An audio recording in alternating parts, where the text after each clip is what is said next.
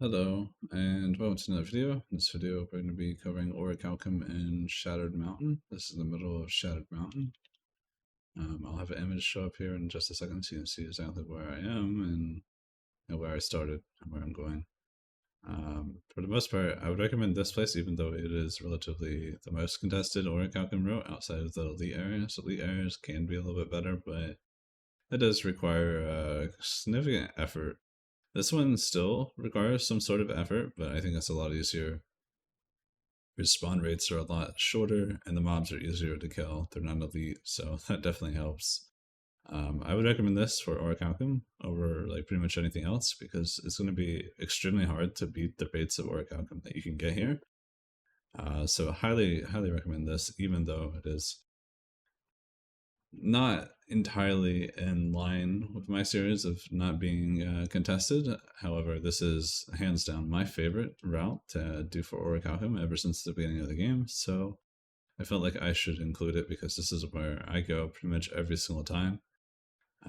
I've been very used to these mobs. I've fought these mobs pretty much since launch of the game. I got here in beta, and I noticed that I really wanted to rush here for the workout, and mining was a route that I wanted to do to make money and get void ore when that stuff was still worth money. So definitely enjoyed that, and I've still enjoyed it to this day. They've buffed it since beta, by the way, or I guess launch of the game, and the respawns of these nodes are actually incredibly short.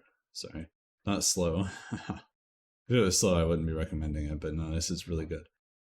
Sometimes you come into a situation where that you make it to one side, you mine all those ores, and then some of the ores like nearby is already respawned.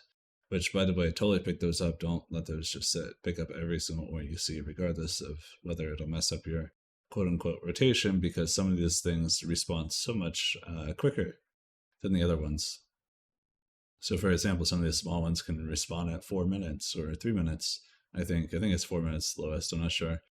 And then there's for the big ones, I'm going to think it's like 8 to 10 minutes, which is really not bad for Orichalcum ore, considering this is not an elite area. Elite areas do get accelerated respawn rate, and this place is not an elite area, but it does have accelerated respawn rate, which is really nice. There's also ancient chests that you can grab here.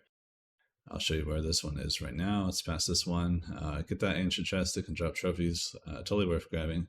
Then there's another one further down the path. I'll show where that is too. My biggest step for grinding down here is to get a hatchet. If you're curious how I'm doing the hatchet animation cancel, it's roll then hit two abilities at the same time. So for example, roll berserk auto attack, roll berserk ability. So for example, roll berserk raging torrent, roll berserk. What's that other ability? I can't think of what it is, but you jump and you do two hatchet attacks. That one also works. That one you do have to lock on to your target, otherwise you're just gonna send it out in the middle of nowhere. So I usually like raging torrent. You can also just do it with auto attack. That's usually the easier one to do. But if you're bad with the timing, I recommend just sitting there and practicing it for a while. You'll definitely get it down. So you would roll to like pre-buffer the animation, and then you would hit berserk and auto attack literally at the same time, or Q and R literally at the same time while you're still in the buffer of the animation of rolling. You can also do it with weapon swap, but in my experience I found it a little bit harder to do with weapon swap, but it's very doable. You basically just need a buffer animation to go into the animation cancel. But regardless, that'll probably eventually be fixed. The last animation cancel was fixed too. But anyways, a hatchet, highly recommended. The reason why we want a hatchet is to have the extra CC immunity to take out the tendrils faster, because tendrils are your number one enemy. Highly recommend killing those as soon as possible and first, as always. Also, you get to kill Pit Lord, which is great. And 300 strength obviously is recommended. Like 100 con or 200 con if you can. I prefer light armor or medium armor here, but you can totally go heavy armor. It will make you way more tanky. But I would say instead of just like going for corrupted board, go for your highest gear score gear, because whatever reason it seems to help a lot more here.